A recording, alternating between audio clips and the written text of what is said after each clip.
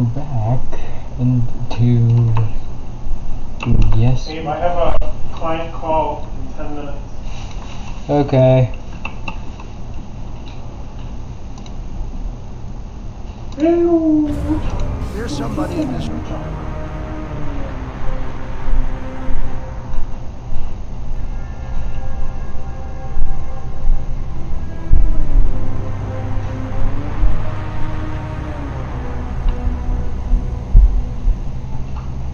There's a bathroom this thing. Let's look at these. At the old states. That's f***ing absurd. You can twirl off the cold. You sent it back at me. Oh no! Holy sh**. What up, you nerds? Fallout here, and today we are going over my complete guide to the brand new Hunter subclass, the Revenant. In my opinion, the new Hunter class has a lot going for it, including a very strong neutral game and great pairings via its current aspects and fragments. I know in the past 2 class guides I didn't talk too much about aspects and fragments because honestly, we could do an entirely separate video on how much they add to each class. For the Hunter though, I really have to talk about them a little bit because now that we are a full week into the new content, they're both A, more prevalent, and B, very important to basic builds. But before we get going, I want to give a shout out to the sponsor of today's video, Ridge Wallets. These things are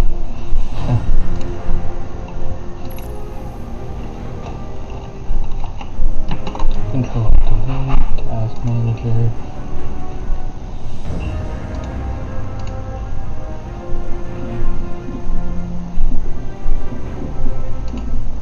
Get right to the new Hunter unique info, please skip ahead to the timestamp on your screen.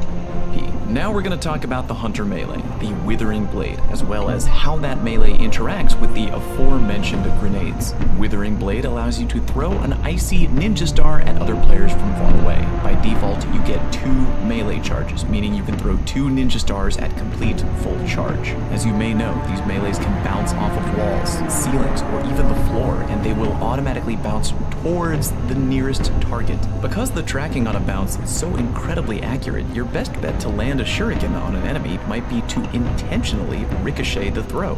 Don't take my word for it, go into PvP and try it out for yourself. The ricochet targeting is really on point. Here's how getting hit by a shuriken works. Aside from taking 61 damage, the first time you hit a target with one, they're going to get hit with the slow effect for about 2 seconds. Remember that the slow effect does more than just slowing an enemy down. Every effect you see here listed from the Bungie TWAB also happens to a target that becomes slow. Landing a second shuriken on a slow target will leave that target frozen. This is a very powerful way to deal with multiple combatants in PvP, as well as deal with large mobs of trash in PvE. Naturally, landing shurikens in PvE is going to be much easier because mobs of trash are always very numerous and they don't often move quickly or try to dodge. In PvP, even landing 1 shuriken on an enemy player is going to be a big leg up due to both the damage and slowing them down. The fact that they ricochet so aggressively around corners and off of walls means that you can open a lot of engagements by bouncing a shuriken around a corner into a waiting enemy before charging in to finish them off.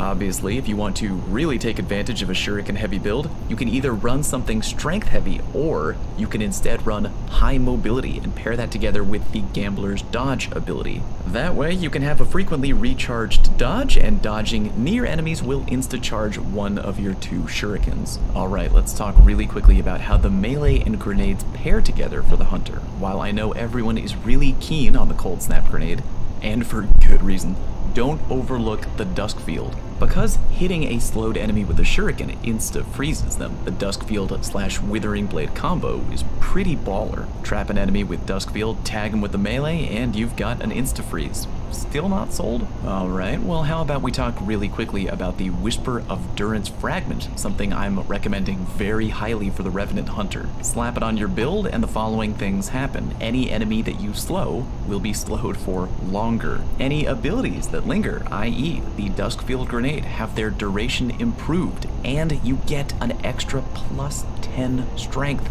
That's honestly a win-win-win for the hunter. Hit an enemy with a shuriken, bam, they are slowed for longer. Suck up a few dudes into the dusk field, the nade goes for longer, and they have a much harder time getting out. Top it all off with an extra 10 strength for a faster melee charge, and really, what is not to love? It's a fantastically strong combo for improving the hunter neutral game in both PvP and PvE. And as long as we're talking unique customization, let's touch on the first hunter aspect you can unlock, the Shatter Dive. Shatter Dive is a new move that you can activate in the air. It's essentially a free-to-use ground pound. You can use it whenever you want with pretty much no cooldown. Any enemy that is nearby when you pound will take 50 damage by default. If that enemy happens to be frozen though, you will insta-kill them with Shatter Dive in PvP. That is an incredibly strong move for the hunter, and paired together with either the Cold Snap or Duskfield Grenade, you have so much killing potential without even raising your gun. God forbid an enemy fails to jump out of your Cold Snap or Icarus Dash out of your Duskfield. Being frozen around a Shatter Dive hunter is an unquestionable death sentence, and it's something you have to keep your eye out for in PvP. Because of how strong the melee, the grenades, and the Shatter Dive ability all work with one another, I am highly recommending that any hunter who wants to break people emotionally in PvP equip the exotic armor Frosties, an appropriately named pairing with your cold, icy heart. Dodging beefs up your sprinting speed, and sprinting improves your grenade melee and dodge recharge rate. It's a fantastic pairing for any neutral game hunter in PvP or PvE. Do not sleep on it. Now I want to talk really quickly about the hunter super, Silence and Squall. Unfortunately, it's a shutdown super, meaning rather than roaming around the map with it looking for trouble, it's more of a one and done kind of thing, like Blade Barrage. Here's how it works. Your hunter will throw 2 ice picks one at a time, wherever you want to throw them. The first one will cause anyone in a fairly large area, think of like a really big Titan bubble, to become immediately frozen. The second one literally summons a gigantic ice tornado and slowly chases any nearby enemy. Any poor bastard unlucky enough to get caught up in the ice tornado will take heavy damage over time, become slowed, frozen, and die. Now, you theoretically don't need the first ice pick to land on a target in order for them to get killed by the tornado of the second pick.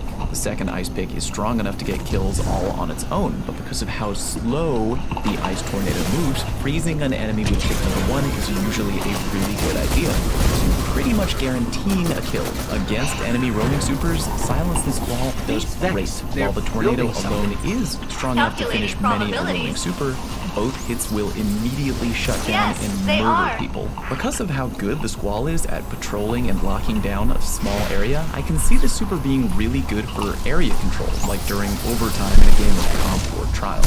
Or naturally, if you just find a small bunch of enemies and you want to send them all to hell at once. In case you were wondering, Silence and Squall does not work well at breaking the Titan bubble.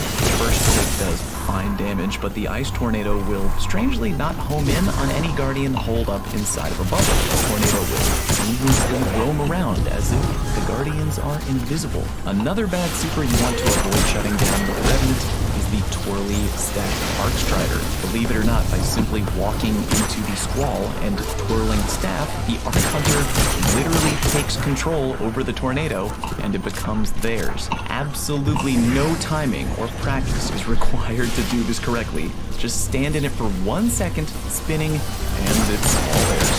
Twirly Staff Hunter equals Void Run GTFO. And that's everything you need to know at base level for the Revenant Hunter. Yeah, they currently have the ability to world landscape on PC.